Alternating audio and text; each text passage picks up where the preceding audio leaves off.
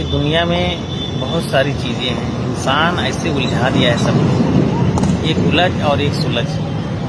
जो सुलझा है उसको उलझा दे रहा है, ऐसे उलझा रहा है कि इंसान ऐसे फंस जा रहा है एक चमड़ी से, या तो पैसे से उलझा दे रहा है या चमड़ी से उलझा दे रहा है। पूरी दुनिया ऐसे उलझा के पूरी उम्र भटकाता है।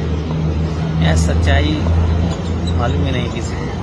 इंसान करता क्या है, सोचता क्या है, रहता क्या है, बस उसको पैसा कमाना है, प्रॉपर्टी बनाना है, घर बनाना है, खेती बनाना, बाड़ी बनाना है। धीरे धीरे इंसान यहाँ सबको उलझाता जा रहा है, उलझाता जा रहा है, झूठ की दुनिया में लेके जा रहा है।